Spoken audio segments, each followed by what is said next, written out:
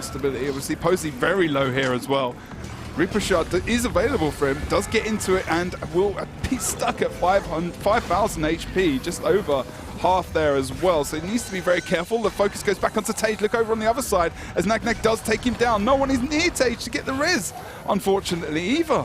Yeah, Tage is going to be going down on this one, but Posey might just be following him as well. Look at the knockback from Ron, that was super! Oh my god, amazing stuff. Posey gets focused as well, and they move back onto the damage onto him, and Posey really should have backed off Node. With so much space available to him, he doesn't, and he's left at 2k HP, and Ron really, what a hero, as his mobility is never questioned, and is never in any doubt, and gets an absolute clutch knockback there from him.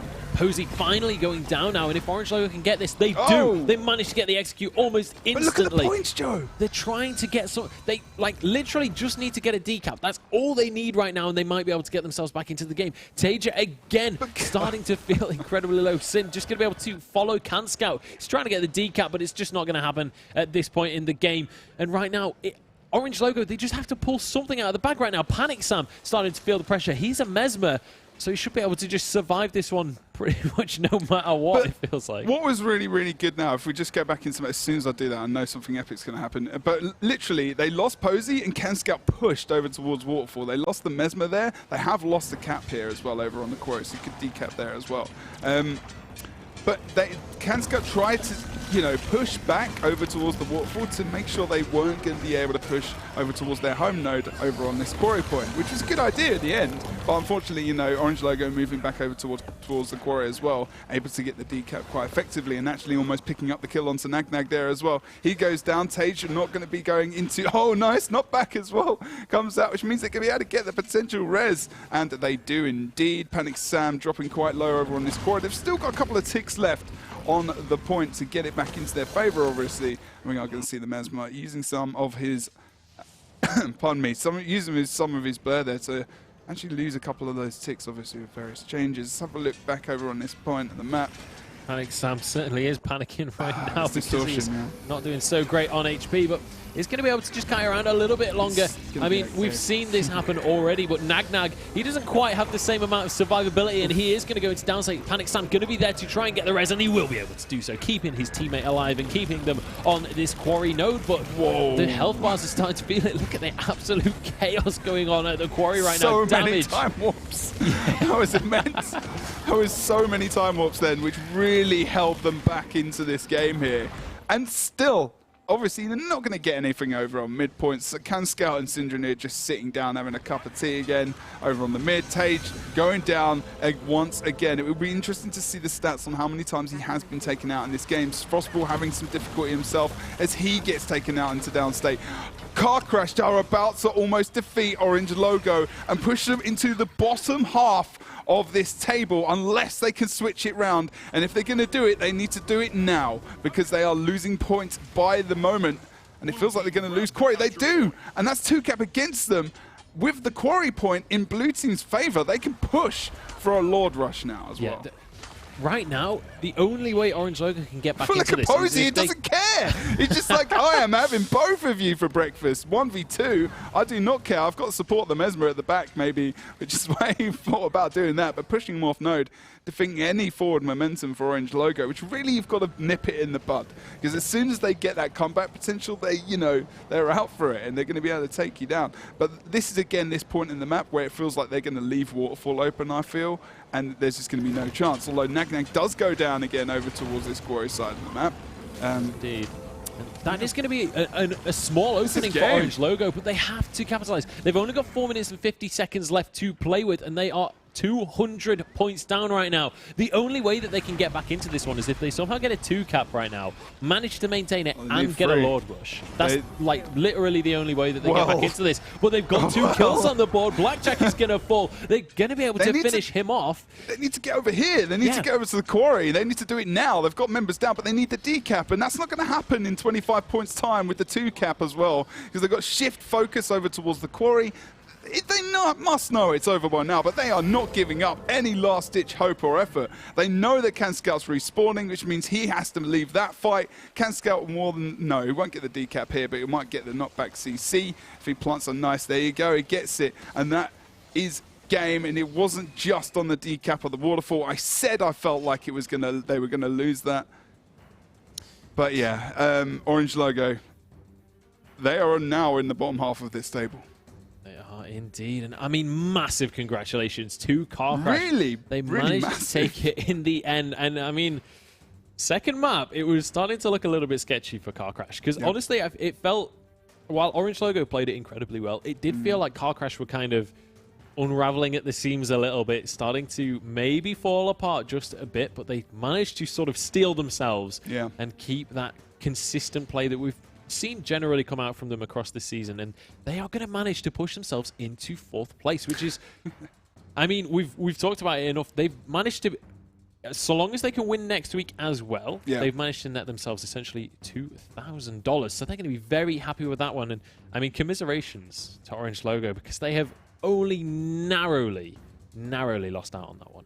It's unfortunate we haven't actually got Super here as well for an interview. I mean, obviously he wasn't playing. I mean, I don't know if we want to speak to him. I mean, if it might be useful if he's around. But you know, I was almost getting ready. I think I was speaking to Ron. I was like, if you're available on Skype, you know, we're going to chuck to you to an interview if you are able to take that series. And now I'm trying to get Panic Sam on for an interview. So oh, okay, great. You got the details. We'll awesome. see if we can get him. I'm just trying to get it all underway. Just trying to get everything set up for that one. But I mean, I can talk about what series we've got coming up next as well, if you want. While you try. Yeah, let's have a quick sort of give us a preview of Chaotic Contingency up against Vermilion. Now, I would expect this to be relatively one-sided.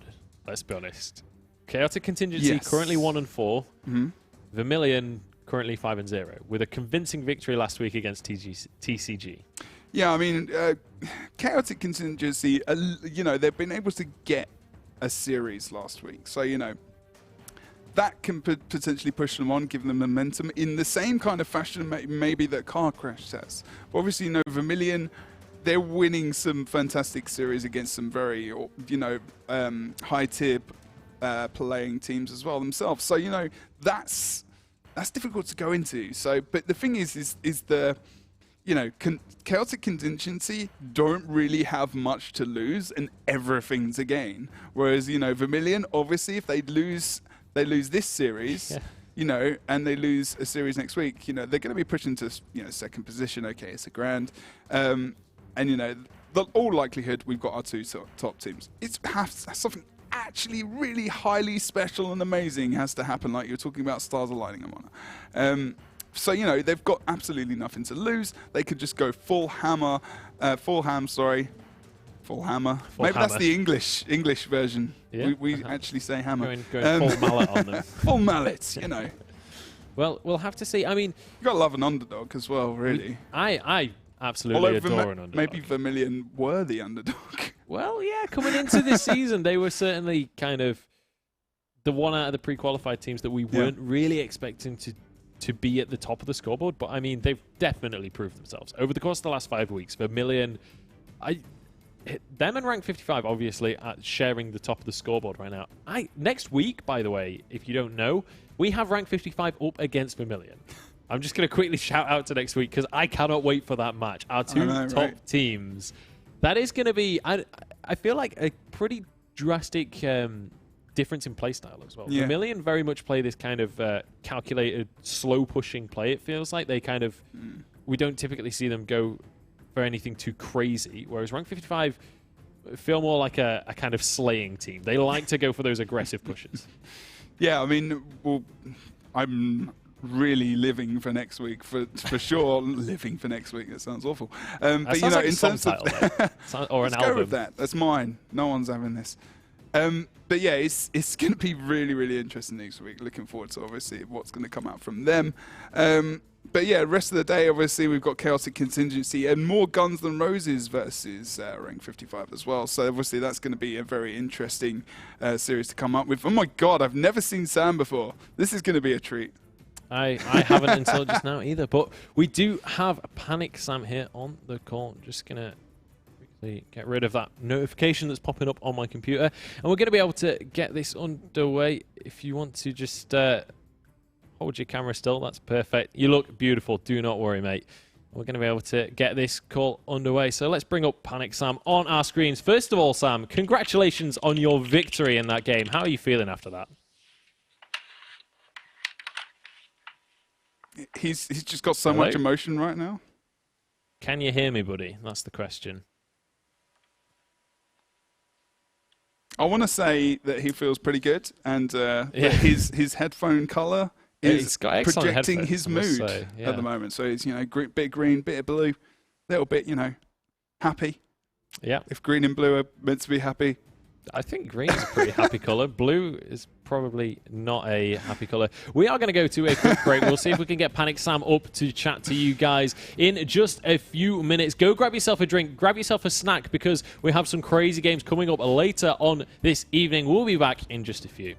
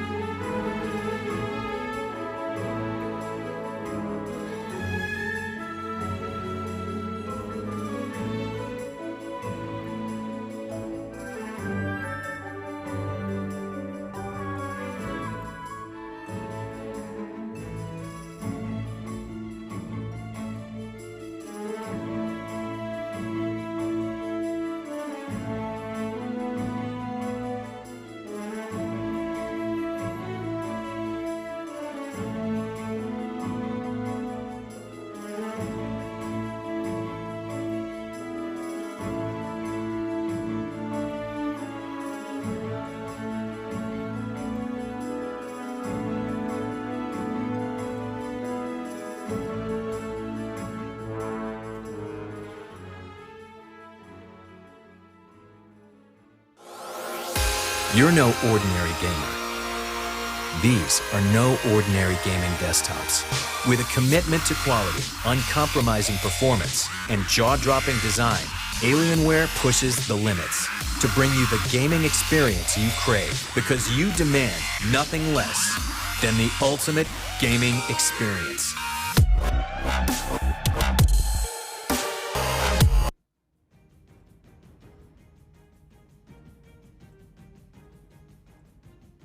Hello everybody and welcome back to the ESL Guild Wars 2 Pro League. My name is Munchables and joining me once again is Jebro, and I believe, in theory, we have an interview lined up for you guys. We're going to have a chat with Panic Sam off the back of Car Crash's victory over Orange Logo. Let's head over to Sam and say hello. How are you doing, mate? How are you feeling after that victory? Hey, yeah, I'm still really enthusiastic because this game was so freaking close. I mean, we won one game and then we were kind of confident, and Orange Logo beat us in the second one, and yeah, I'm still shaking a bit. The second game was super close as well. That really could have gone either way. And I mean, what was it in the second game that Orange Logo managed to do that really took the edge, in your opinion? Yeah, the thing was, with Double Revenant, you have a better option to outnumber, so they were basically outnumbering us better, and we were just bunkering and holding to them. And versus Double Revenant, that's not a good idea, because you will just snowball in a point and they will get kills and kills, and yeah. And they got many bosses, which gave them a good lead and bonus attributes which matter in a team fight, actually. And yeah, that was basically it. We were not rotating that good. So what was the decision? I mean, you know, maybe Super just couldn't play tonight, but is there a reason why you went with this cop? Was it literally that he just couldn't play, or you felt it was going to be stronger for you guys, or? Yeah, I mean, the thing was, when we played the last match versus More Guns N' Roses, we played a damage comp, and we were pretty confident versus More Guns N' Roses.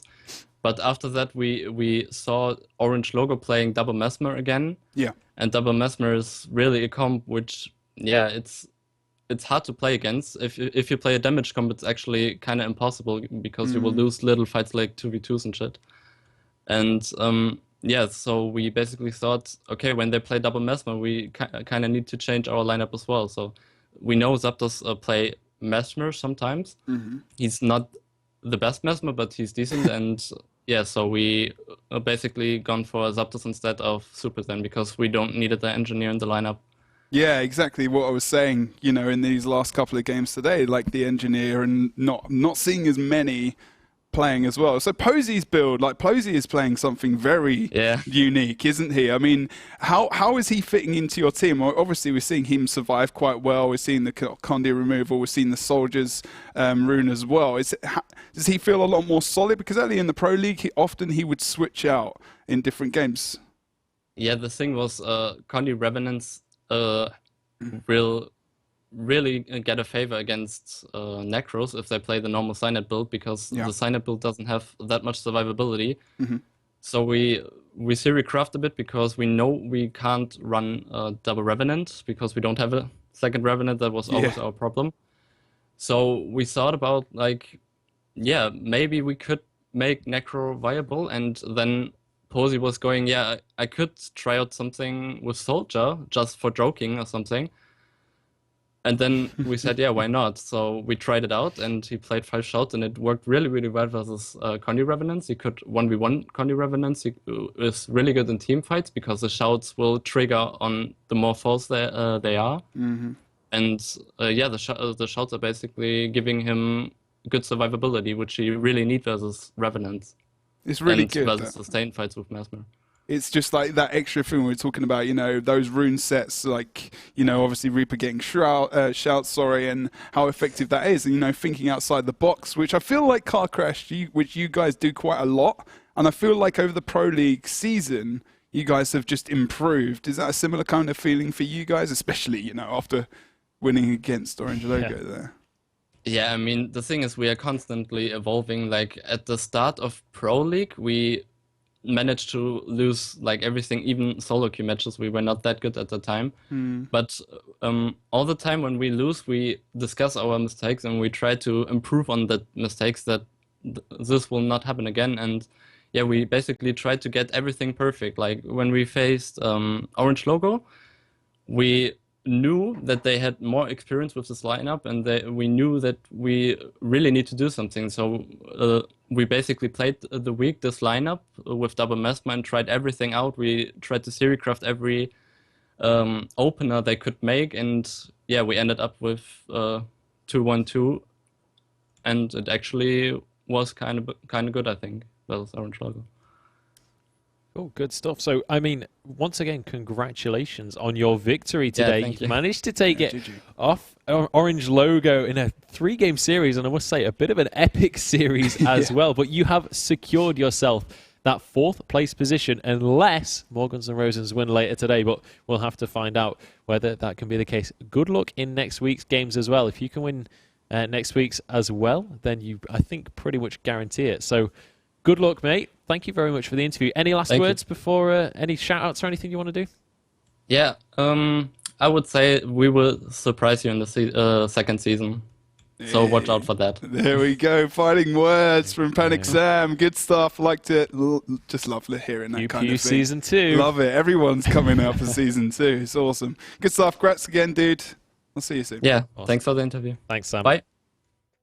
So there it is, Panic Sam. So, I mean, again, season 2. That seems to be what everybody seems to be playing for. We do, I believe, have a giveaway for you guys, though. So make sure you type hashtag GW2PL in the Twitch chat, and you will be entered into, I believe it's a gem giveaway that we're going to be able to do for you guys. It's going to be for 800 gems, so a bit of a raffle for you guys to enter. So type in the Twitch chat now, GW or hashtag GW2PL. That is, of course, Guild Wars 2 Pro League. And as well, make sure you're getting involved on Twitter using that hashtag, because you can, obviously, me and Jebro are going to be using that hashtag a lot to tweet. And you can see, you can get involved with the community and talk to other people and maybe discuss which teams are the ones to be watching out for. Maybe go and vote on the polls we've been putting up and see who's going to be able to take these series. But we're just sort of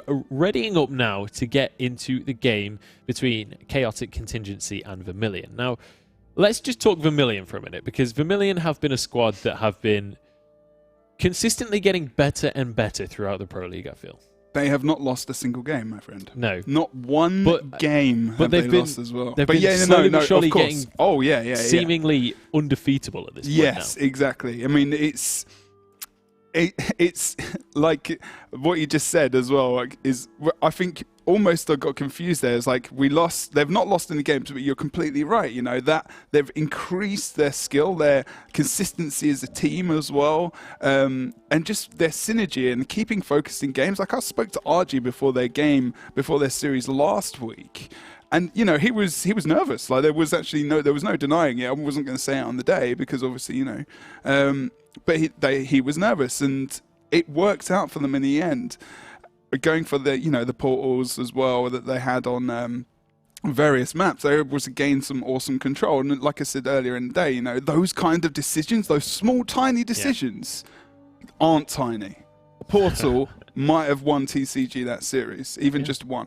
Absolutely. And that's how important these decisions are, and those teams coming together and making those decisions again with Car Crash, and thinking outside the box, doing everything they can to think about the rotations and how those teams are going to come out into the map, and then trying to counter it and make those builds viable that they do have, that no one can switch to, because it's different. You can't just say, okay, Syndrome multi-classes quite well, so he switched over to Mesmer. Again, he's not going to be as good as someone who's played Mesmer for eternity, like Helseth or whatnot. But Posey is a very good Necro. Necro not that strong, but bringing out something completely different to what we've seen in competitive scene. And that's what we want to see. People forging their own meta. But the map is ready. The players are on board. Let's get onto this first map. Chaotic Contingency on the red side up against Vermilion on the blue side. Let's take a look at the builds that we're going to be bringing to the table, starting off with Angie Rev. Condi Revenant. Yep. We've seen that once or twice before, I believe. Yeah, there we go. Just a couple of times. It's been consistent throughout the Pro League, really, as well. Enhanced Bulwark. and instead of Yeah. different decisions. We saw Denji going for Elder's Force there as well earlier. Around though, Elementalist, we've only seen, I believe it was Honey. Is that the only other Elementalist we saw today? Yeah, Honey was seen today as well. Yeah, and Karam. Yeah, indeed. So This is it. less Elementalists we're seeing in the meta currently. I mean, last week we did see Karam playing Mesmer, as I remember. I'm pretty sure it was Karam, was it? It's actually some interesting lineup here as well with Le Prototype coming out. But there we go. We're going to have to wait and see. Oh, wow, Necros. They're loving it. Oh, man. Season 2 is going to have some crazy stuff going on with Necro. I feel it in my bones. And even now, as we go over to El Presidente and have a look at him, obviously playing that Bunker Mesmer there as well. Very appropriate wardrobe for himself with the many faces that can come out from the Mesmer. Of course, feels like Prototype always planning for a good situation. He's going to be going for that Necro, of course, but he's still going for that Signet build that Sam was kind of mentioning before, of course, as well, with Signets are suffering there as well as Doomfire there, and definitely Chill, so getting a lot of burn and chill damage as well as coming out from the traits there. And then Tiki finally, he's going to be running, he's going to be actually going for Signet of Stone with more power damage. Let's have a look at these Revenants over on this side of the map. Maybe, it might be good for him to go for the Signet of Renewal. Actually, maybe we'll have to wait and see what happens with that later on as we go into Vermilion. Obviously, we've got Condi Rev coming out from Curve there. Triffin going for the power. Yes. So, if we could see the Ranger going into that situation, he's going to have a little bit of mitigation there against Triffin, so they need to work out that rotation quite early on and that matchup. Snowball going to be going for Mesmer as well. Obviously, he's been playing a lot of Elementalist in the Pro League, and the last couple of weeks, obviously going back to Mesmer, double Mesmer being very effective. Vermilion winning that series last week. Why would you change that? Alcor, of course, going to be playing Druid here, going for the Beast Mastery line there, as well as the free glyphs and Shout Heal, and obviously going for the Pack Elite, and then RG the King, which at the moment, oh God, this man has so many legendaries. Go home. I don't like him. It's not fair. It's completely opposite. RG, a bit of a dude. He's a pretty nice guy as well. And this Vermilion team is a bunch of nice guys in this team as well, and they've never. They're not always the most confident team, but they built up that confidence again while we're talking about the teams earlier on and their evolution through the Pro League. And you can kind of see the storyline and the way these teams have built up throughout it as well, because it's been a great story for different teams, not for everyone. And obviously, it's going to be good for some and bad for others, but everyone learns from these experiences, and there was obviously the Season 2 pew. But that's going to be the teams. Obviously, only one Mesmer on the side of Chaotic Contingency. Feels like they're bringing out a little bit more damage. But yeah, we're going to have to wait and see how this goes for them, of course, whether or not they're going to be able to make anything of it. A little bit of banter coming out in the chat here, Karam just saying maybe Vermilion need to show quite how strong they are by running a triple warrior comp. I'm not 100% sure we're going to see that one coming out anytime in the future. But I'm anyway, not sure that is going to happen. Maybe they just want to go perfect, almost like Street Fighter, just perfect this whole Pro League and lose 0 games. And to be honest, if you could take a game off them, that would be pretty nice morale booster for you. And yeah, if they did as well. If Vermilion don't drop a map, I mean, it's not possible that they tie Rank 55 anyway because they play them next week, but Rank 55 are one of the teams that has lost a map despite being at the top of the scoreboard. So should they have tied at the end of the Pro League, then Vermilion would have got that first seed on score difference. I don't know why I'm talking about it, though, because they play next week, so score difference definitely won't come into this one. You want to see it as much as I do, by the sounds of it. You want to see it more than I do. I really want to see it. I just want to see that game. It's just advance to the future, then come second. Back. I can't wait. But let us know, by the way, what you guys think of this matchup. Let us know who you think is going to take this one. Tweet at us with the hashtag GW2PL. And we have a poll going as well to see who is the fan favorite for this one. Obviously, on paper, Vermilion, definitely a heavy statistical favorite. In terms of voting so far, we've had a few votes in, and we've got Vermilion with 86% of the vote. So a lot of you guys at home definitely thinking Vermilion have got this one. However, THC definitely got that small fan base really sort of backing them. So I want to see more of you guys voting on in, letting us know who you think is going to be able to take this one. We're just waiting for these players to ready up. GL. Get this underway. GL HFing. Yep, they are indeed. Good luck and have funning. It's good stuff as we wait for this game. Of course, first of the series, third series today. Still got more Guns N' Roses versus rank 55. You probably want to stick around. In fact, you definitely want to be sticking around. It's not even a probably in it, Joe. Because we're going towards the last week, next week of the Pro League, of course. Then finals in February. There's a lot on the line. There is a lot on the line. Fourth game of the day, more Guns versus rank 55. More Guns, they have to win that to stay in the battle for fourth place. But enough about more Guns because we're finally underway on this map. It's CC up against Vermilion, and we'll see who's going to be able to take this one. Chaotic Contingency spreading out across the map, but we see already that Angie Rev has found himself in a little bit of a tricky spot. He's gone in full ham all on his own and looks like will be going down almost instantly. A little bit of a questionable decision to start this one off. I mean, it was clear that there were all three of them were moving into the point now. That he's looking for the potential res. Does come in. Prototype probably might be able to get this. Or we're going to see the portal coming back out. Triffin does go into downstate here. And actually, that's a really good turn of events. Triffin potentially going to get back up here as well as we see Mesmer's move back into the midpoint. So not too bad in the end as team fight is sustained in both two teams' favours at present. Everything's looking fairly even as this side point is also, you know, Ranger on Ranger might not end very soon, but the prototype does get finished off in the end. Of course, the Necro survivability there, unfortunately, not going to be great. And now they're going to have to tank on point with Presidente, although ING Rev does, of course, get finished out there as well. And it's looking a bit dire over on this midpoint for Chaotic Contingency.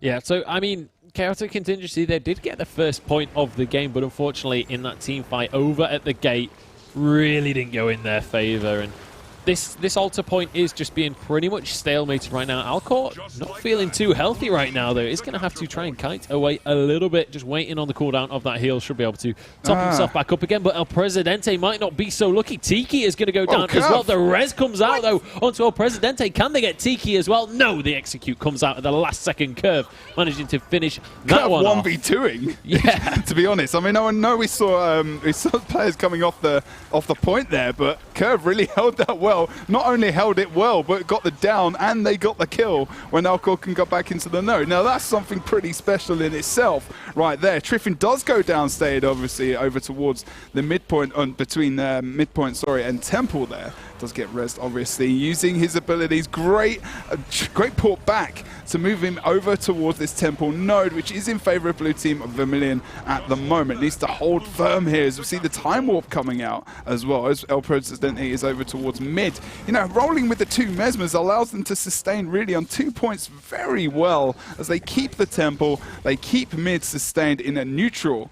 And now Chaotic Contingency are having very, very big issues in terms of staying up in these fights. They've not got the Mesmer in these situations, in all situations, that they can get these reses. So there's so many kills coming out from Vermilion, really. Yeah, and I mean, this is the kind of thing that we've been seeing from these top teams is just simply ability to win the skirmishes, ability to manage to take down the enemy players. And the closer games, we typically see less kills, but then when we see these top teams up against some of the lower down teams, you start to see the top teams just pretty much playing Team Slayer, pretty much just going for those kills, and it really does pay dividends. And as you can see, already rocketing ahead in point 70 up right now in favor of Vermilion. Le Prototype looking to turn that into 75 as he manages to get his shroud off in the last second. He's going to be able to use that life force just to hold on a little bit longer, but he does go into downstate. The res has immediately come out, though, and he's back onto his feet.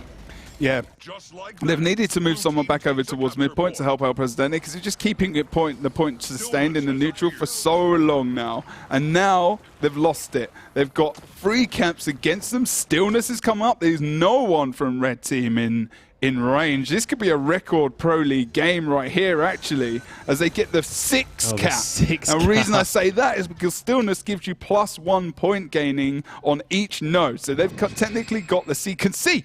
Boom. Look at that. 6 points. Every second. Oh, my good Lord. That is just an amazing amount of points coming in from this team. And if they keep the map sustained, which they can do very well with Mesmers, this is going to be a very quick game. But it's so incredibly hard to do as well, manage to get that 6 cap, because not only do you have to control all 3 nodes on the map, you've also got to be able to control that mid at the same time and get that buff for yourselves. Going down. They're going to be able to keep it even longer, especially if Tiki goes down. Although he's in a good situation where he can possibly get the decap versus Triffin here, but Triffin is going to be able to win this without Snowball even worrying about coming over there. And that's really a credit to himself as well. Triffin is doing a fantastic job on the Rev at the moment. He was, let's just double check exactly what he was running. He was indeed running the power build there. So, good job for him as we go back into the prototype. He's dropping though quite over. Alcohol goes down though. So maybe this is an opportunity for CC to try and get something on the board here. They've got a slight man advantage, but can they turn it into anything? I mean, look at the rest of the health bars. Nobody even seems to be under pressure right now. And in fact, it's going to be Prototype going into that down state. The speed up is going to be there, though, and the res immediately comes out. So, I mean, CHC doing a really good job to get these reses on this temple point. They're doing a good job to stay as a group and be there when someone drops to the floor. But Prototype, again, being focused. Yeah. Necros today really have been a point of focus for almost all of the teams. Yeah, I mean, they've all been the focus for such a long time. Again, this is Presidente. You saw him, he was over a mid earlier, and this is where he really needs to be. And again, you know, they've got the Mesmer in the fight. Doesn't matter how many times. That's 3 times now, and eventually they get the down themselves, but they've got Mesmer as well. So this point gets sustained forever beyond time. You know, we've got Mesmer's times involved, definitely. And still, again, you know, midpoint neutral, but Vermilion still getting points on the map. Yeah, just to put into perspective quite how far Vermilion are ahead at this point, they are over 10 times the score of Chaotic Contingency right now. They're on decap hype, Joe. Decap hype. Decap comes out. Chaotic Contingency, they're going to get back into this game potentially. There's 9 minutes still on the clock, so I mean, they have a lot of time to play with, but Prototype goes down. El Presidente might just be joining him in the graveyard at this rate, unless he can somehow escape this one. 600 HP, though, is not going to be enough. He drops down. Anjirev going to try and get that res off, but I don't think it's going to happen. Oh, it does, in fact. He manages to get his teammate back onto his feet, but I don't know if it's too little too late. Curve. Red team might have been bothering with Tranquility. Apparently they just want this over and done with. Trying to learn something from the, obviously, you know, getting some kills there right when Tranquility is about to spawn. Yeah. Easy pickup. They can't go for it, and that's game. I think it was game almost when we had the 6 cap coming out, and it felt like they couldn't come back into this. I thought we were about to see a second 6 cap there. Snowball was channeling, can't quite finish that one off though. So it is just going to be the 3 cap, but I feel like that's more than enough right now, since they're already just about 400 points ahead of Chaotic Contingency. Still 8 minutes on the clock to play with, but they certainly do not need it. It's been knocked down to that 2 cap right now, but Prototype as well has been knocked down and has been knocked off of the server. And right now, I mean, he might not get to come back on soon as well. The points ticking up this rate, and how confident this performance is from Vermilion. I mean, they've been not too bad for the decaps here. They get the kill on Anjirev there as well. Tiki can't res fast enough, unfortunately, obviously, as well. And we see RG the King coming into the points. I'm loving that change-up of his name, obviously going towards Mesmer as well. We see decap coming out from Prototype. They'll get some more potential points, or at least keeping the game going for as long as possible. They, again, not giving up. Even with a 480-point lead, they didn't give up there, and Prototype going for the decap there, obviously, and now the 1v1.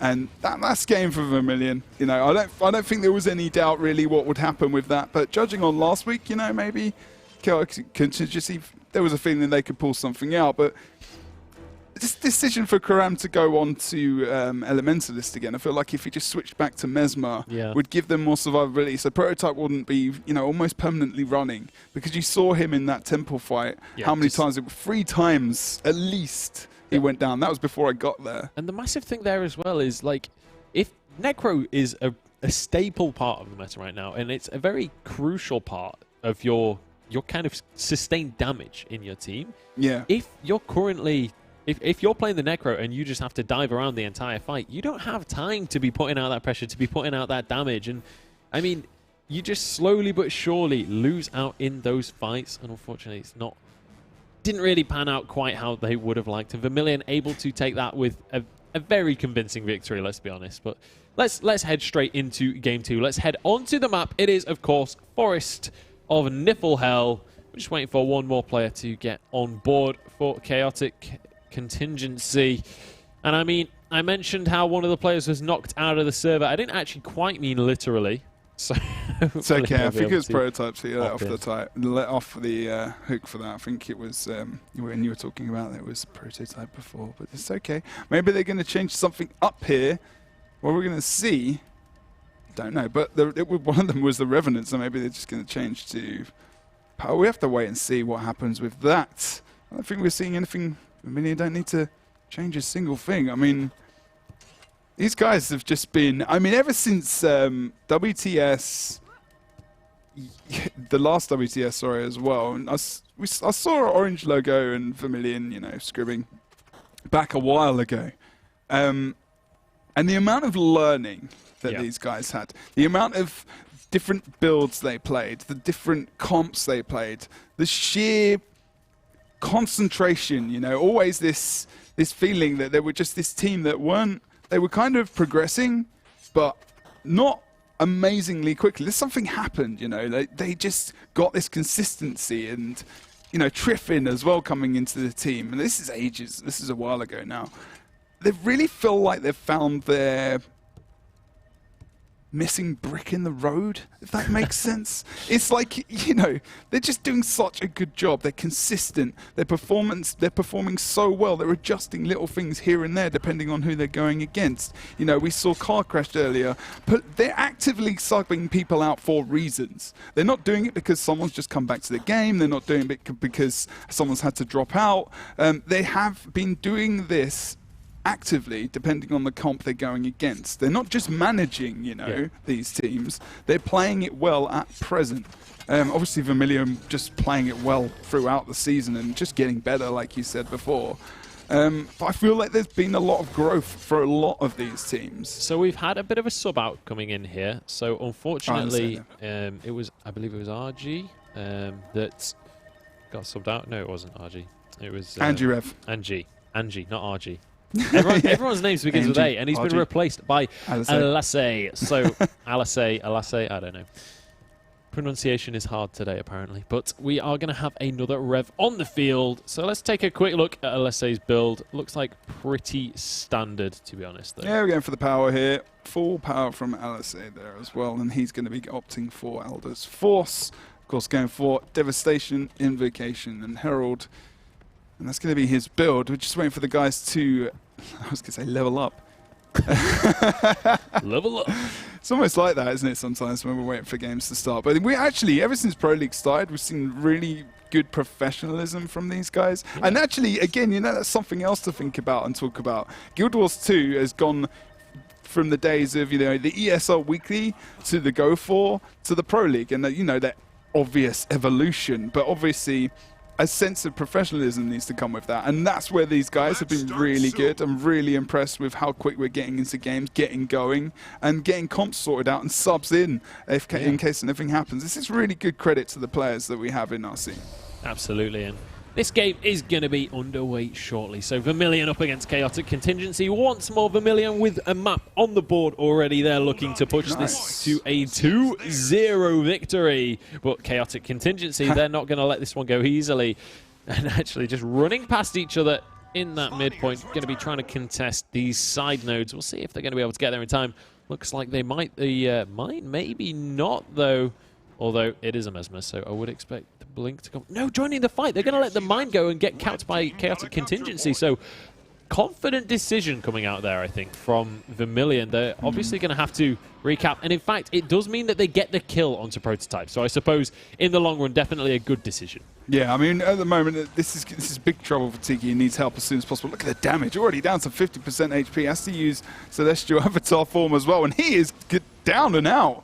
Wow, that is really good pressure from the guys of Vermilion, and they go down, take him out there very, very quickly. Tiki obviously down on the mine, I would say down over towards the henge as well. And actually, I was just thinking about the movement that Red Team Chaotic Contingency had out in the map. They had used the smoke scale pet to get some the smoke field up, obviously blast that, get some stealth, move over towards the other side of the map. I'd say he did come out of that before, unfortunately, but you know, making them think that they only had one player moving on that side of the map as well. So it wasn't a bad opener from Chaotic Contingency. It wasn't too bad. They grabbed themselves a couple of cap points as well, and now they move El Presidente over onto his position. He's still here and should be able to sustain the point, while Prototype now needs to just he's going to get on node now, and he's going to get hardcore focus here, and he's going to drop quite quickly unless they're going to be very, very careful here. Karam obviously going down over towards the midpoint, leaving Alice and Tiki in this situation, which means they're probably going to lose members all over the shop at the moment. Presidente and Prototype, though, doing okay actually at the moment. Yeah, they are. They're going to be able to sustain in this 2v2, at least for now. We'll see if that can continue to happen. Obviously, El Presidente playing that Mesmer, so the 2v2 is going to be relatively decent for them. Going to be up against, of course, Curve and Alcor. So, I mean, we were mentioning earlier that the Mesmer typically has a bit of an advantage in the 2 versus 2, and it might just be showing here because Alcor's so close to going down, but able to dodge away at the last second. And that would have been so good if CHC were able to take this 2 versus 2, but it might be Presidente that's going to be going down in the end. Does manage to, in fact, does go into that downstage. Prototype now. Try and get the res, but I don't think he's going to be able to do it. And in fact, he might be going down as well. Yeah, we actually lost over on the midpoint as well. Various members going down. Alice needs to bail out of there. Tiki going down in this fight as well. And really, you saw it, Alcor, as soon as he was dropping quite low, and then, you know, got back up to almost full HP, dropping into Celestial Avatar as well. And in that situation where there's no Mesmer in the fight and Alcor's present, you don't feel like they're going to lose that anytime soon. And if they do, they've already been able to be successful elsewhere on the map. So, you know, Vermilion are pitting in the matchups wise, they're winning. They've got the right guys in the right matchups. And now look at everyone as we see 5 versus 5. Pylon. But coming over towards this side of the map with the blue team, Alcor, just guarding a little bit of the area. And as that starts to happen, look at Vermilion. It feels like we're going to watch them clear house here as Curve drops down quite low and they go into the corner. And obviously Tiki dropping into downstate and being finished off there as well with the Prototype, the obvious next target. Means that he's probably going to be taken out. Time warps all over the shop. Condis just stacking up on it. And I mean, this is ridiculous. They're actually holding okay in this. 4 versus 5 and Vermilion, but I mean, yeah, you say they're holding okay, but that was 4 versus 5 and Vermilion managed to take a kill. The Prototype has gone down as well, and he might just get finished here. The reses are not going to be channeled in time, and that's another kill. And I mean, just look at this. Vermilion are just such a dominant force right now that it feels like there's nothing that CHC can do about this one. At very least, they need to maybe portal to one of the other points. Maybe just try and get a decap, try and get something, because this fight is just not panning out well for them. Unless they're going to go down. Here. President as well going to go down. They're never going to win this. They were never going to win this because of the 2 Mesmers, you know. They've got two amounts of, you know, they're giving out quickness. We've got gravity wells. We've got so much. We've got a lot of stability on this point. They're not able to get CC out. The Necro's not able to fear. Tiki's not able to knock back. You know, it's almost an impossible situation for them. One thing it did do is, though, it left the Vermilion so focused on this fight that they were able to get the decap over on Henge. So this is not too bad of a move here, and they can outnumber Alcor and get the decap. Alcor is too smart to die there. He's going to be able to get out of here, dropping his Celestial Avatar there as well, which is going to give him a lot more healing potential, as well as Condi removal as the seeds come up to make sure he's going to be safe there as well. And versus, you know, Prototype, he needs that extra Condi removal, and now he moves back out, potentially moving back onto the Henge to just make sure that maybe they can get something out of this. It's going to take a while, though. I've got to say, the Seeds is like the weirdest looking ability in this game. It's like this weird egg sack thing just appears, and like it makes sense why they would Condi remove it. I guess. Renewed sense of living. Through, you know, you just see it growing. And you're like, oh, I feel better now. Exactly. I feel like I've seen life, and therefore I can have life, or something. I think you nailed it on the head right there, Joe. You nailed it on the head. The Prototype going to go down here. He's dropped so low, and Alice can't get off points of res, of course, because he wants to keep the points sustained and potentially keep this game running for as long as possible. But still, the only cap that comes into the map, obviously going to be from Vermilion there as well. RG gets pulled back there as well, and we need to be careful with Karam. Is doing a good job with his control. But again, you know, I feel like someone needed to be able to switch over towards Mesmer, and we just haven't seen that from Chaotic Contingency. And why they wouldn't pull it out versus this team, they've gone for more damage, they've gone for a little bit more control coming out from Karam as well, because they know how strong he is with his staff elementalists and getting decaps, and that's what they probably needed. But they've not had the support they've needed in team fights. They've not been able to sustain as long as the team of Vermilion. No, and I feel like this is something that we've mentioned before in the past throughout the Pro League, is like, with the format that we have, like 7 consistent weeks of play, you're going to be able to see the meta change, and you're going to see that happen. And the better teams are going to be the ones that can adapt to that meta, that can change up their play style and can follow what is strong. And Vermilion definitely one of the teams that is able to do that. And just like you say, Chaotic Contingency, unfortunately, not really following what is currently incredibly strong, which is that Mesmer, because it just gives you such an advantage when, especially in like those 2 versus 2s, and as well, even when you're on your own, Mesmer, it's just so hard to kill. Yeah, we've seen it. We've seen it over many weeks now. You know, even the Ranger versus the Mesmer, and the Mesmer has that potential chance to win. I mean, obviously we've seen Revs winning 1v1 versus the Rangers, but you know, being able to, with the stability and the power coming out from soldiers, we've actually got a little bit of action coming out from a Chaotic Contingency over on the midpoint, as we obviously see Curve going down. Snowball now has to try and survive in this 1v2, and this is where we're going to see how effective this Mesmer is, as he's got nothing left. He's got a portal, which is just going to help mitigate a bit of damage there as well. He does get stunned, of course, by the shield of the Mesmer as well from Chaotic, but look how well he's played that. He's just going for the portal, you know, not able to pick up the focus, and he survived way longer than he should have over on that midpoint, and did a fantastic job of doing it. And it's not as if Snowball's been playing Mesmer for that long, and people may say it's not that difficult to play that build, but you still have to think, you know, and take that portal and use it in that way to just survive for a little bit longer, you know? It's all about the efficiency of using your cooldowns, like when you use them and how you use them. And I mean, you saw right there Snowball using them near perfectly, surviving for so long. And I mean, if he'd portaled like completely elsewhere, then maybe he could have even just lived through it, but wanted to keep that decapped as long as he could. But Vermilion, they're nearing the end of this game. If you add up the 2 teams' scores right now, you will see a 500 point in both of their favor, because it's added together, I guess. I don't even know why I'm saying that. But Vermilion, they are just 60 points away from victory at this point. It's difficult to like pick up maybe what to even say about this game, you know, because Vermilion, they're just wiping the floor with these guys at the moment, in all honesty. And they haven't been in this game at all, other than, you know, potentially taking advantage of that massive team fight that was happening over on the mine and going over towards this henge node, while Vermilion is so focused on it. But the thing is, once you get those kills and you start to snowball the map in your favor in terms of the kills, you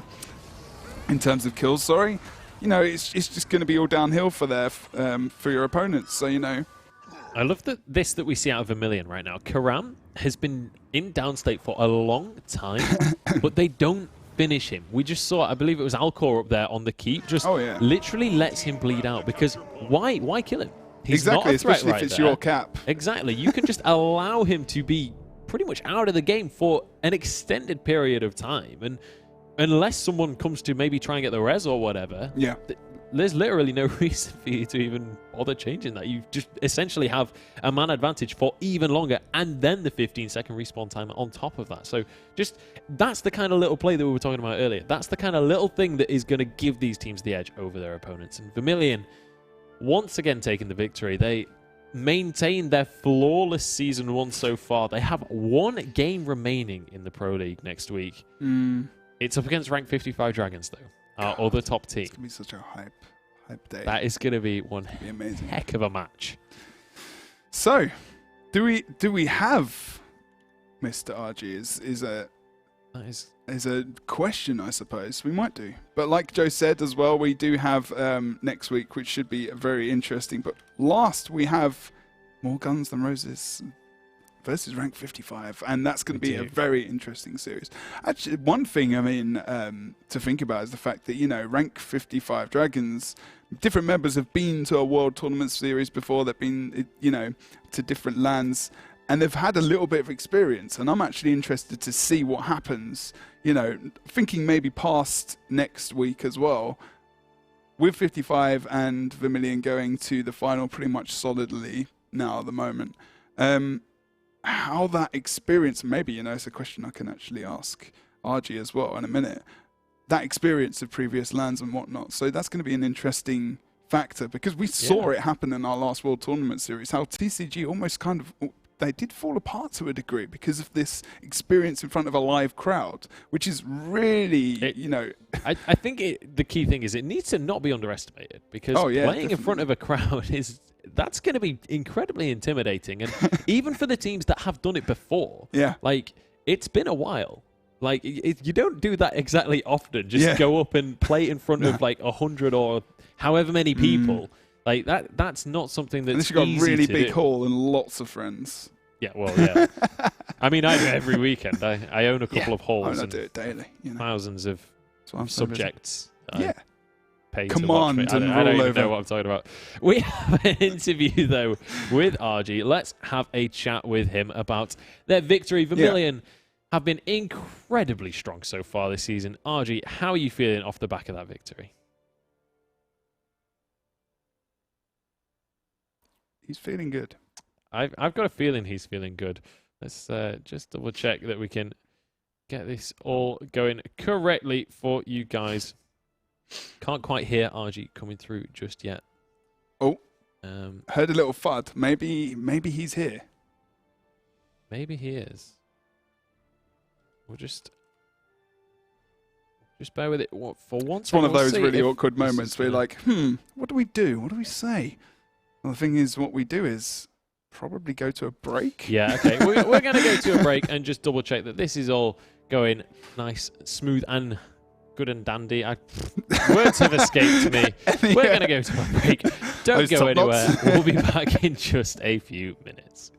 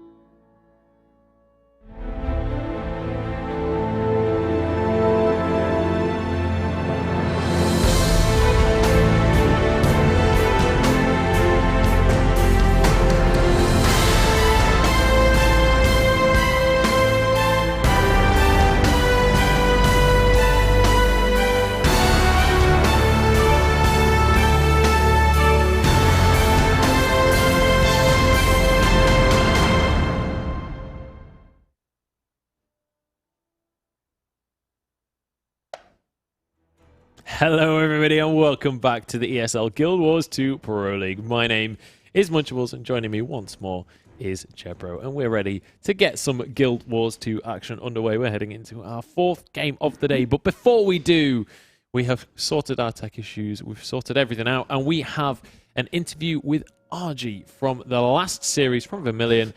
Let's head on into this interview. RG, how are you feeling after that honestly dominant victory there? I'm feeling great. That's good. You can embellish if you want. I mean, well, let's rather than specifically that series, let's touch on the fact that currently we're 6 weeks into the Pro League now, and you guys are yet to drop a single map. I mean, what is it that you guys do? What is your secret that means that you can be so dominant in the Pro League? That's a hard question to answer, but I think it's many factors aligning together, and the fact that, in my opinion, it goes like this: us 5 players have built ourselves over time, and in the other teams there are core members, and then they have like these new players, right? So, and the new players will get like directions from these older players, which like will slow down gameplay. But for us, everyone knows their role, everyone knows what to do, everyone thinks on their own. And I think this is our strength. Could be our weakness as well at some points, but I think this is what makes us, what differentiates us. Differentiates us. That's right. From other teams. Yeah, I mean, consistency is so important. Consistency is key. And it's so important. That's what we were talking about earlier, really, as well, you know. And I remember, you remember when I was watching you guys in scrims, like, ages ago, right? And you were changing your comp up, RG, when you were playing Orange Logo quite a lot in scrims and whatnot. And how, even that was such a valuable learning experience for you now as well. And this comp, Triffin as well, and how well you guys doing is really, really impressive. And, we even talked about you guys being underdogs earlier. You wouldn't say, if you just come into the Guild Wars 2 scene, you would just think, Vermilion, they've been playing forever and they've always been doing well. But this is, the first time really you guys have been so strong in the tournament. Well, there have been times where we've been doing very well in the Go Force, but I will just take one example, like just one really random example. It was that was really old team. We didn't play under Vermilion there, but it was me, Curve, Alcor, Frosty, and Matze. That's right. And we were playing Orange Logo. We lost the Forests. We won Legacy, and the third game we were really winning by like 200 points, and then like Matze DC'd and we lost all momentum, lost the game. But like even back then we did great, but it's these small like incidents that didn't really make us win important games and made us shine even back then. But I think because we stick around for so long, like me, Curve, Alcor, we've like built up this synergy for quite a while. I would say for like 6 months now. That's the core. And then Triffin came like 3 to 4 months ago, and yeah, it's like you found all of the pieces to your jigsaw puzzle. It's like each one of the members has a different ingredient, and together you can put those and make a cake. But a cake, just a cake. Yeah. I mean, All Stars Alliance. The Stars Alliance. Yeah, they did, I guess. Yeah, they did. That is true. So I guess just a quick question, I mean, we all know it really. You guys are pretty much you're in the final, and it's been that way for, a week and a bit, maybe, just about. And how you feel, I mean, obviously maybe you don't want to say exactly how you feel about that because it'd be giving things away and whatnot, but you're pretty much going to a LAN, This is happening. There's a lot of money on the line. This is awesome. And I don't mean to make you even more nervous by saying it, but how good is this for you guys? Like, how hype are you for this? We are really hyped, of course. It's like we went from, just earning gem prizes to like going to 100k euro tournament. Sorry, dollars. 100k dollars. It's like, you know, you go from living in the streets to like, I don't know, playing in a world tournament, you know, like just analogy. It's like, yeah. Playing in the Started streets from and the then bottom, now getting a we're here, PC. That's quite a big, that's Yeah, a like- massive increase. That's brilliant. All right, well, Yeah, really hyped, of course. It's just like, Awesome. we get to meet each other as well the first time in real life. It's going to be really, I don't know. really looking forward to meet everyone. Yeah, well, same. It's We're going to looking be, forward to it is going to be an absolutely awesome event. And for you guys at home, that is on the 20th of February. So make sure you are at very least tuning into that one. Any shout outs before we leave you to it at all, RG? Anything you'd like to say to the stream? Shout outs to my team. Shouts to Grouch for making this possible. Shout outs to everyone who is in the pro league scene and making this, or well, trying to make this game where it is today. Just shout outs to everyone. Awesome. Pat yourself on the back. Shout outs to everyone. Thanks, man. Oh, and sorry, we have a Twitter now. Yeah. It's called Vermilion Guild Wars 2. You should totally follow us there. We will keep it up to date with news about us. Maybe we will put up some videos like class guides, and just follow us there. It's gonna be amazing. Okay, awesome. So make sure you get those guys on social media. Thank you so much, RG, for the interview. And we'll leave you to your evening. Congratulations again on your victory. Now, we are going to move on to our fourth and final series of the day. We already have the players on the map. They're waiting for us, so I believe we should head onto the map ourselves. It is going to be More Guns Than Roses up against rank 55 Dragons. Now, last week, I kind of harped on about how More Guns Than Roses were my kind of dark horse team that were going to have these upsets, and then immediately they kind of just toppled over and got slaughtered. Do you reckon that this week maybe they've got it back in their hands and they can bring an upset out? I just went very quiet. You did. Because I saw a warrior. Oh my god! I didn't even, you were like looking at him. I didn't even notice. Joe's like, what is this class? Because we have not really seen it at all in Pro League. It's amazing, right? This is just like, I mean, maybe they've got not only. What? I don't know what's happening. I feel like I could just fall on off my chair and like recover from my concussion, get back up, and we haven't got two warriors playing. And on this two warriors team. and a thief and a dragon hunter, and only one. Like no revs, no necros. They're just going for basically we feel as if maybe we have no chance, so let's bring something out that can completely let's just break the meta, boys. Let's just break this. it. Because, and I'm not saying, you know, I think they actually would have had a bit of a chance if they had just played the builds maybe there, but maybe they've got some thoughts and feelings. I mean, this could be a counter strategy. Let's take a look through the builds that they are going to be running for this one. So I guess we'll start with Zuik. Yeah, he's playing Zerk. He's got great sword, axe, shield there as well, so he can get some nice CC. But you know, they're still running so many builds where you know they're not going to be able to get a lot of control. So a lot of that is for his own defense there, and he's rocking, of course, with disciplined defense and going for Berserker there. Wow, this is going to be very interesting indeed. Ebbers grabs some taunt there, as well as obviously burst mastery and going for cleansing ire. So he's going to be able to get some condition removal there as well. Guns and stealth now. It has been a long time since I have seen a thief since Heart of Thorns actually releasing. He's going for Valkyrie with superior runes of the Daredevil. This is going to be a very interesting build to watch and find as well. And he's actually, let's just double check on his weapon set here, but he's going for staff and obviously for shortbow for his own mobility there as well. With that Valkyrie, wow, we never see Valkyrie, let alone see a Valkyrie on a thief as well. So he's got a lot of HP there, as well as obviously power and the ferocity stat as well. And we've never seen Daredevil rune, obviously, because we just never see it. I don't even know really. I just want to talk about this build when we're in game, because again, you know, it take a long time to analyze and go through that build, especially because we barely see thief. But then we're going to see Demon playing. Obviously, you know, he's going for Bunker Mares, but he's going for the Sentinel.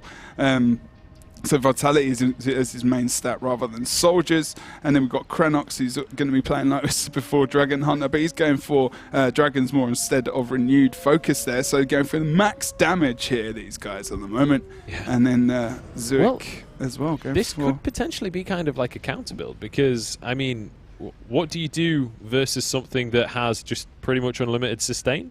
You just burst it down because, I mean... The majority of healing within Guild Wars isn't exactly high burst healing. If you can all burst a target, you're going to be able to win those fights. So maybe they found sort of a counter composition to the current meta. I mean, we do have like kind of a almost like Shoutbow build coming out as well back in the day when we saw, you know, Celestial Amulet, but it's not really Shoutbow. He's going Rune of the Halbrak, sorry, as well as going for the stances. So it's just like a mixture of a build where, you know, you've got a bit of support. You've got obviously the res coming out from Battle Standard. We used to see epic plays. Almost like feel like I've completely forgotten about Warrior just because I haven't seen it for so long. It's just amazing to see this back at this stage of the tournament, especially today, where they really need to be looking for a win here. I mean, obviously, you know, going up against rank 55, they've only lost one game in the entire season so far. It's going to be difficult for that to come out, going for distracting strikes as well as burst mastery, and of course going for cleansing ire. Solid trait lines, but Warrior, you know, we all know and feel the weakness of this class at the moment. Obviously, with some changes coming out in the coming weeks for the Q1 of the balance changes in Guild Wars 2, we can see Warrior potentially coming back in as it gets balanced back up with the rest of the classes. But, you know, that just happens. That's almost the same in any PvP game, you know. Yeah, absolutely. Let's take a quick look through the builds that we're going to see from rank 55 Dragons as well. I would expect this one's a little bit more standard, so pretty typical stuff coming out. We've got Chronomancer coming in through here. Again, the same amulet, same everything pretty much. We've got Mancow. He's going to be running again with the Condi Rev by the looks of things. Going back to Wanderers, though. Yeah. With the expertise there as well. So, yeah, a little bit of change up of amulets. So maybe they're feeling a bit of a couple of changes here, depending on what they're going up against as well as Levin. We've got double Condi Rev, both going for the Wanderers here as well. Zanyar. Yeah. Still on NG. That's not going to change. You're always going to be the NG man here as well. And one of the top teams, of course, still proving that NG is very, very useful and viable for their team setup. And then Tex-B, of course. Yep. Always going with the beard. Always going with the beard. And he's going to be playing, of course, their Bunker Mesmer. But this, he's basing his character off you. He's slowly but surely copying you. He realised that you were going for the beard, so he's decided to go for the beard as well. He looked better. He's going to get rid of the dreadlocks soon, and he looks better. Oh dear! I mean, it's, you know, this is a pro league comp right here, and this comp on the other side is something to try and break this team and take a series away, or at least there's something to be proved here for these guys. It feels like at the moment, and with these builds, it's very interesting. I want to see this work. I want to see Warguns take this. This is like, this is crazy. This is off the chain, off the Richter scale. Let's see if they're going to be able to take this with the double Warrior Thief Dragon Hunter Mesmer composition. I don't even know what to say, but there is going to be a lot of base damage coming out from these guys, and I'm really hopeful that this works out. I want to see this just completely throw rank 55 for a loop. There's only one way to find out. The game is about to begin. Make sure you head over to Twitter. Check out the hashtag GW2PL. Let us know who you think is going to win. You can tweet at us or participate in our poll that is going on over there, and we'll update you guys with who the fan favorite is. But the game is beginning, and let's see what these guys do to kick this one off. And let's see what Warguns do in general, because I have no idea what this strategy is. I mean, Endure Pain is not going to be great for these guys, in all honesty, with the Condi Revs we see currently coming out as well. And we're going to see two of them bunkering down. The Warriors just sticking together, being, just sticking together, making sure they can get potential kill there as well. Look at Guns and Stealth here, trying to pick up some nice damage potentially onto his... Let's just go into his point of view here. Let's actually jump into the Thief. You can see how much pressure he took there as well, just in that 1v1 versus the Revenant. Not able to deal with those conditions, but surviving, but really just evading and focusing on that evading as well. Xeon dropping very low and is going to probably be taken out here. And just needs to try and sustain himself and keep alive. You see him going into that longbow, of course, trying to remove some conditions when they get applied. He does have the banner up as well. Crannock's not being the one who gets focused. An easy kill, really, and there's nothing he can do. Zuik as well going down outside of the cap. These builds and this comp is... Okay, well, there's time to regroup. This is only the first fight of the game. 1 minute and 15 seconds in. The Alter is in favor of rank 55. They got a 4-man wipe just there, so they're definitely feeling confident right now. They've got 50 points on the board already, but the respawns are coming through here for Morgan. So maybe if they regroup and just go for a straight-up force push, as a group, maybe the burst damage that they have at their fingertips will be enough for them to get themselves back on the board. And you can see them spreading out, just going to be trying to get some decaps around the board, but almost a 3-cap coming in here for rank 55. But they've not got, like, Demon is not in any of the big, large, important fights here. And now, you know, rank 55 are just taking full advantage about the fact that one of the most viable builds in their comp is left out of everything. I mean, that's just as obvious as you like it. Zuik trying to come in for the res here. Will he be able to grab it? It's going to be very difficult for that to happen, especially being the warrior as well. Any pressure onto him at all, Condi or power-wise, it's going to be really hard to negate because that's the position the warrior is in. So he's got no real res potential, and even going for it just really puts him in a bad position. Although that's a really good movement to move towards mid. Obviously, he had to as well because he knew he was going to go down. And it's not to say that these guys can't play these builds and be very mobile and effective in this way, but the class and the build itself is just not strong enough to put up anything against this comp that 55 have. No, it's just... It really feels like there's not a whole lot that this composition can really achieve against these guys. Again, we're going to see what we saw in the last map. Crannock's going to be left to just kind of bleed out on his own, so that respawn timer is essentially longer. Demon now going to be going down as well as Zuik is executed. Demon, the Condis are ticking, and he will drop into that down state. Crannock is still just slowly but surely bleeding out there. Like... pretty much being tortured by his opponent. Guns and Stealth, last man remaining, has found his opponent. Can he finish this one off? He's looking for the assassination here at 11, but he can't quite finish off his target. And he's just going to have to try and escape off in that stealth. Look at the guys. Looks like they're just respawning again. Let's just get back into the map here, guys. Fully confident. Let's see what we can do over on this temple node. But he needs to have some people with him as the Mesmer. They need to be fighting around this guy and use any damage that they can to potentially give them some kind of bonus in this map. I mean, at the moment, we've just seen Stillness proccing up as well, so Xander looking to try and get the cap there. I mean, you know... This game's over already. I mean, it was more than likely over before the timer even started because of the comp, just because we know about the weaknesses of this customer. I don't want to highlight it too much, which is probably what I've been doing all game, but there you go. That's just the way it is. Yeah, and I mean, we've seen kind of how potentially weak this composition is because they've yet to get pretty much anything on the board. Proving it right now. Like, Mankau is pretty much as low on HP as they've managed to get anyone so far this game, and he will just get picked up by a Resurrect once again. So, I mean, they just don't seem to be able to break through the sustain that rank 55 have. And I mean, breaking the meta is great, okay? But there's a meta for a reason. This is the strong stuff. You know? Exactly. You can break the meta a little bit, maybe bring in 1 or 2 unorthodox classes, but I don't think just entirely changing your whole composition is really ever going to pay off. It wasn't the smart choice, basically. It's going to be plain as day. And maybe, you know, they felt that they were going to be able to come into this with anything, and it's unfortunate they've played it that way, actually, in the end as well. But, you know, that's the way it is, and maybe Zan is enjoying his slick shoes as Xeon tries to pick up a little bit of a dance move there. I don't think he's going to bail off you. I know you're an Asura, you look pretty cool, but that's about it. I mean, they're just rolling over these guys at the moment with no real effort. And to be honest, you know, there's a certain... we don't really need to talk about the game too much longer, but to be honest, there's things that build up this series, like you said, the meta, right? If you're going to try something like this, you have to have 2 Mesmers, especially if you're going up against a 2 Mesmer comp. It's just a necessity. We've seen it tonight. Okay, we saw it from Chaotic Contingency. They've still got things to work out there in their team composition, but you need to have this 2 Mesmer comp versus this team. It's just the way it is. You know, the Mesmer's strong for the very reason. There you go. You just saw it live. That's Demon, at least. Or evolve the fights around him so that this is what's happening now. They've not even got a kill at the moment. This is just, you know, absolute destruction.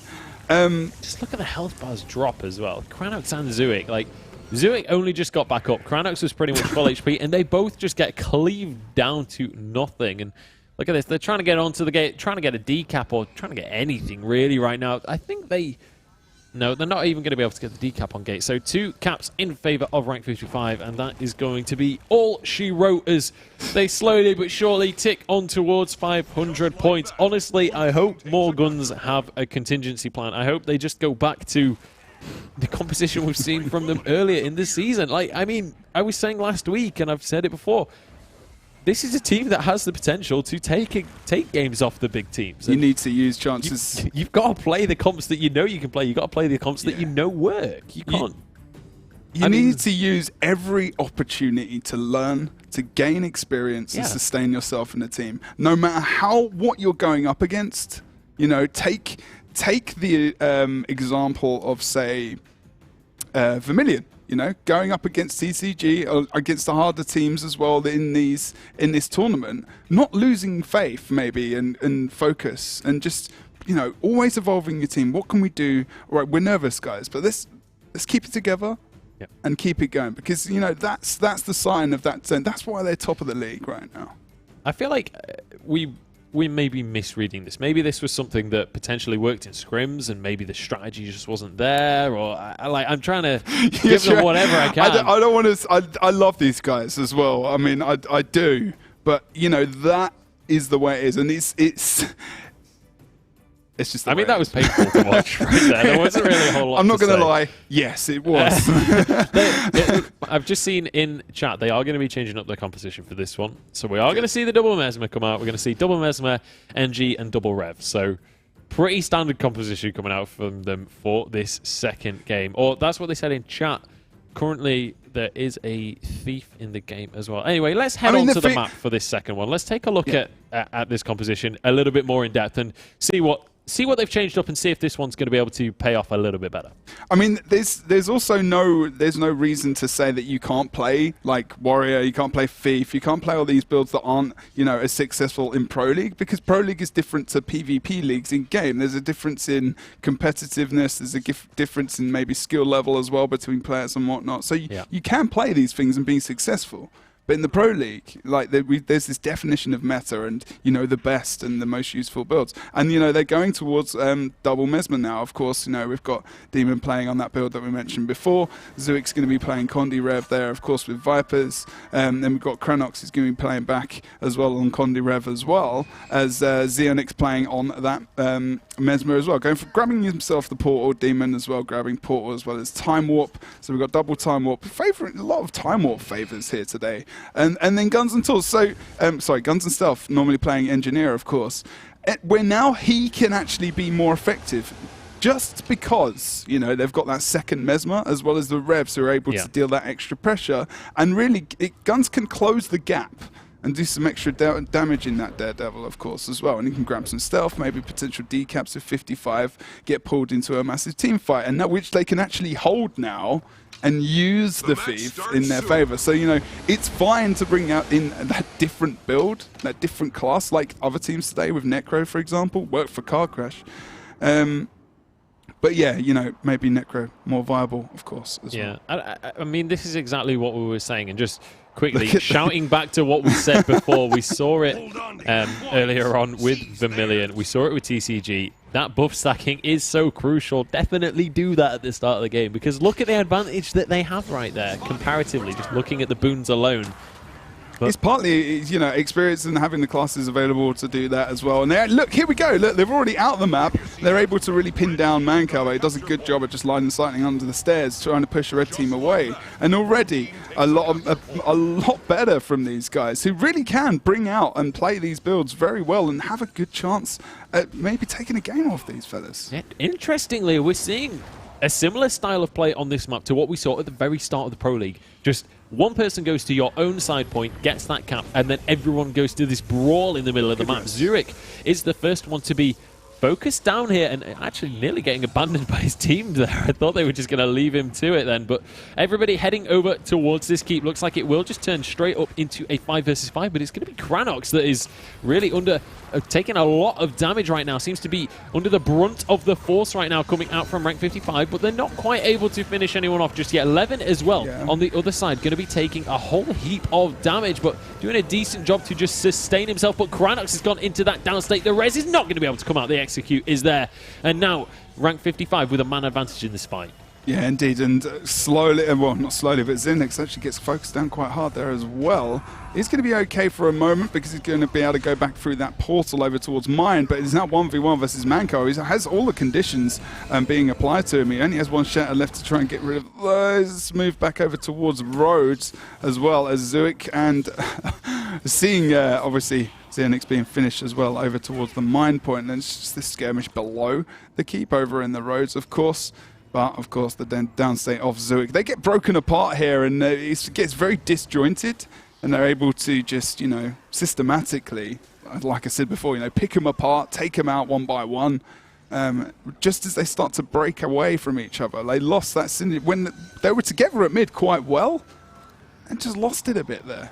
Yeah, absolutely. And now, with the Henge in favor of rank 55, they're about to pick up the Mine as well. They're going to have a 2-cap advantage over more guns than roses. Their points are already starting to stack ahead a little bit, but this might just be the straw that breaks the camel's back right now. Zuik has gone down as well, and it's going to be Cranox being focused next.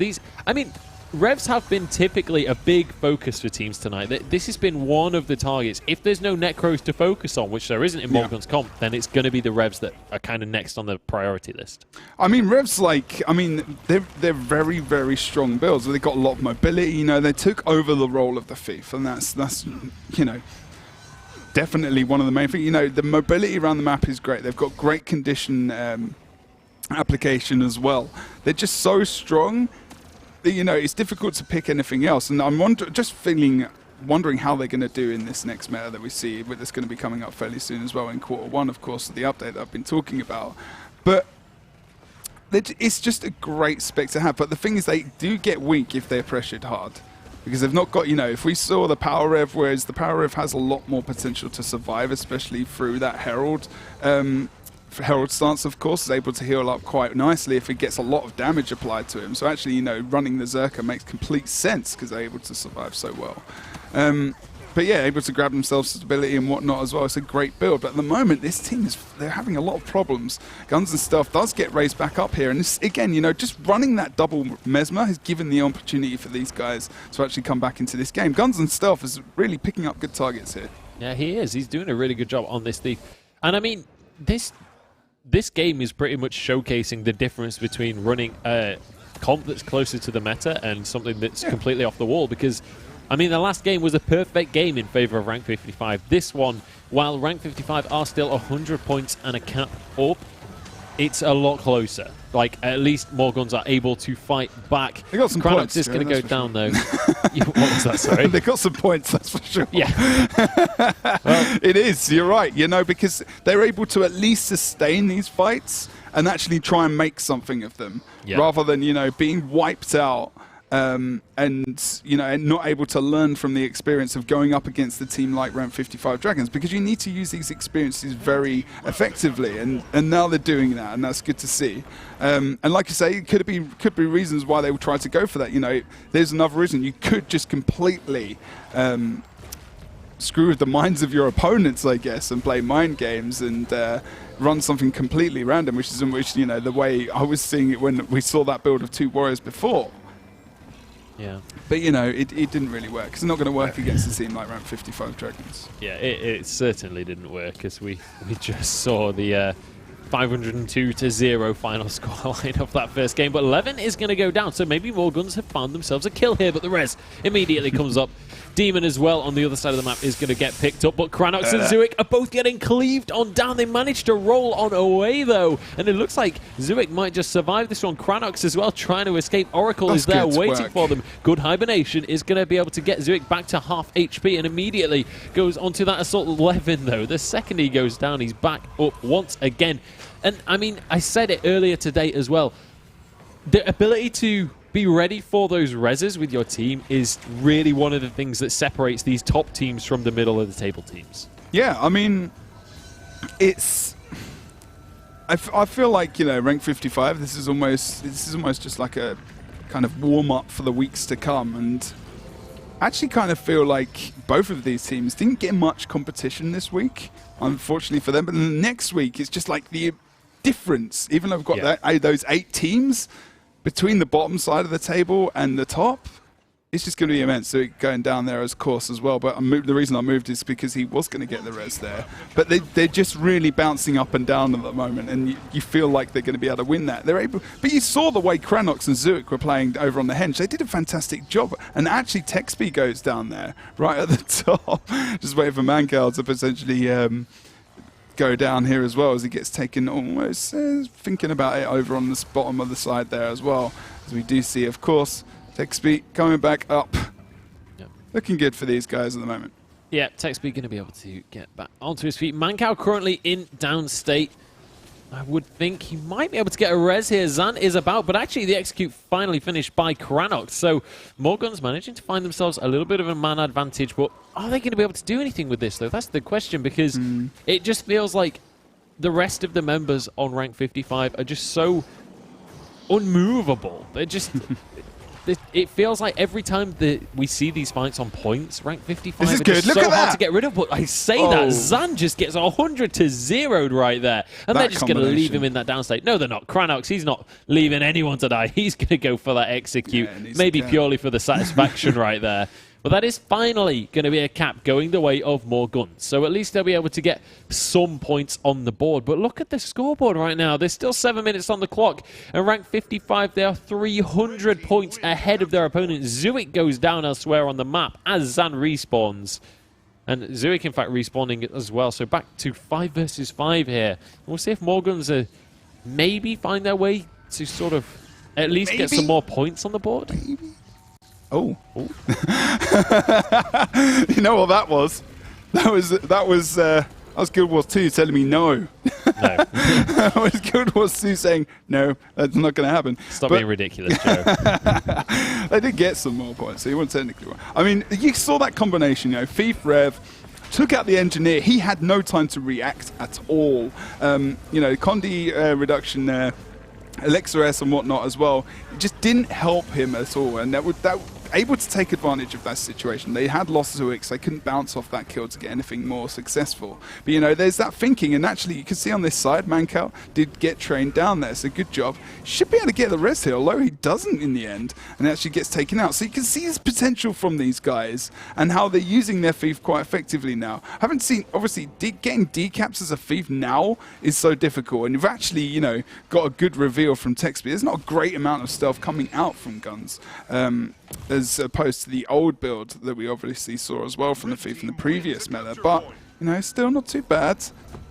Let's have a look at Texby as he tries to get back over towards this mine node to assist Levin there, but it's not, you know, the game just rolling, it's just slow. We're going to get to 500 points fairly soon for rank 55, but yeah. Yeah, I mean, there's not a great deal to really commentate on in this game. While there are skirmishes going on, it doesn't really feel like many of these skirmishes have a whole lot of kind of meaning behind them, especially with 5 minutes left on the clock with a 300-point lead. Rank 55, I'm pretty sure, have just about sealed this victory for themselves. That will be a 2-0 win over more guns, unless some kind of miracle can come out, but at least we know one thing. Down. TCG definitely not going. No. that is. Yeah, this puts the final nail in the coffin in terms of TCG's hopes for the finals. Yeah, I mean, I know they definitely know they definitely didn't themselves have any hope of getting us trying to, just think about it in the terms of there is still a chance, but it's almost an impossibility. If they win this game, it is officially an impossibility. So, TCG, regrettably, Pew Pew Season 2. Pew Pew Season 2. Let's try and get that. Let's make that a hashtag. Try and get that catching on. It's so odd as well, because you know what? We've seen so many, like we've seen Orange logo at the last couple of WTSs, even like the players. Like, we're not going to see a ROM. There's going to be no ROM at this. It's just so interesting how things have just opened up. Yeah. In the EU as well, to completely different teams going. We've never seen Rank 55 Dragons. Obviously, a name is a lot newer, but we've seen members from that team in TCG going to WTS, the last one in Cologne. But now, they're able to go under a different name and a different composition. But it's going to be very interesting. So we're on the road. We are month-ish. Yeah, about approximately a month. In fact, almost to the day a month. Yeah. 20th of February is the date of the final, so make sure you tune in. It is going to be hosted here in the UK, and the American casters as well are going to be flying on over. I'm going to try and get an interview sorted. Admins and everything. Admins and everything. You're absolutely correct. But let's see if we can get an interview with Levin, with Rank 55's player, and see how they're feeling off the back of that victory. I mean, interesting to see what he thinks about the first game. Yeah. To be honest, I think the key thing I would like to know would be sort of how they're feeling heading into next week. Yeah, and the experience of what they got from the last WTS as well. Yeah. I wonder how Tixby feels, actually. He used to be on TCG, then came into Rank 55, not even knowing, that he was going to be playing in Pro League. And yeah, there's just so many different stories to come out of our scene in Europe at the moment. It's really, really good. And I'm like, next week's just going to be absolutely amazing in terms of the matchups we've got for you guys. And then like 3.5 weeks later, we've got finals. And we've got balance changes coming soon. We've got so much going on in Guild Wars 2 PvP that, it's really, really exciting times. And NA's coming up later as well, which you guys should definitely check out. So make sure that you check out. It's 5 p.m. Pacific time, I believe, for America as well. It's quite late in Europe, but make sure you stay up because I'm sure it'll be a corker. It certainly will. And we do, in fact, have an audio interview now with Levin. So we're going to tune in with Levin and find out how he's feeling. Obviously, welcome to the stream, Levin. You guys have been doing incredibly well in the Pro League so far. You've only dropped a single map in the entire Pro League. How are you feeling off? Relatively simple victory today against Morguns. What are your thoughts on the kind of strange build we saw coming into Game 1? Well, I think Morgans and Roses just wanted to have some fun. They probably didn't thought they would win anyway, so they just tried some weird builds, tried having some fun. Yeah, I guess that's about it. Okay, fair enough. So I think the main thing I would like to ask is definitely looking towards next week. You're up against Vermilion in a best of 3. What is it that you think separates you guys as a team? What is it that you think you guys are better at? What is it that you think Vermilion are better at? What is it that we're going to see making the difference in the best of 3 next week? There's definitely a difference comp-wise. For example, Vermilion is running Ranger and we're running Engineer. Mm-hmm. That's definitely going to be a huge difference. Yeah. And we are still running double condition worth. And they run 1 power ref and 1 condition ref. So it's probably going to make a difference.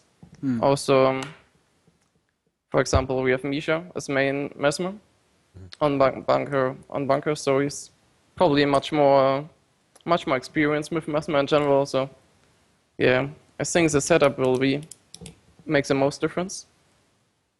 Okay, no worries. So, do you think? So something we've not really talked about a whole lot is map pools in general. Do you think that there's certain maps that you guys might have an advantage on comparatively to Vermilion? Oh, I haven't given too much thought to that. All right. I don't think. I think if you get down the general playstyle of every map, Temple is probably the most different one to all the others, because people aren't really used to the buffs. But if you get that down with all the portal play that comes in nowadays, then it's not that much different to all the other maps. Okay, fair enough. You got anything you would like to ask, Jabro? Not really. There was that kind of idea of, this could be a prelude, like I guess a teaser or a taster to what it will be like at the finals, you know. I mean, potentially it could be you guys versus Vermilion in the final for that amount of money. The largest prize pool we've had in Guild Wars 2 PvP tournament history. I mean, you know, it could be you guys versus... This is not sure if I'm hyping this up enough, but guys, we could be seeing the final of the Pro League Season 1 happening next week in effect. Yeah, Deborah might be right, but you can't think about that, obviously. 55 will probably going to happen at the ESL final. Maybe not in the finals, but it will most likely happen at one point. So that you already talked about balance patches. A lot is going to change. They will remove some amulets, rework some stuff, and I think Steve might get viable again. I have no idea. I haven't looked too much into the patch notes, but yes, there might be a huge shift in matter, and depending how big it is, it's gonna be a lot about theory crafting. If someone finds a really good comp and the others don't, that might make the difference, and not the individual players. Well, we have to see how big the actual change will be. Can't really see in the future. Yeah, that's the thing, isn't it? I mean, you never know. You could be going back to Thief. Yeah, that would be pretty cool. I was going to say, I knew you'd probably like that. Well, we'll have to see. Any final shout-outs or anything you'd like to say before we end the stream tonight? Oh, not really. No. All right, fair enough. Well, thank you very much for the interview, Levin, and we'll see you on the stream next week. So that is going to be the end of our stream, regrettably, for tonight.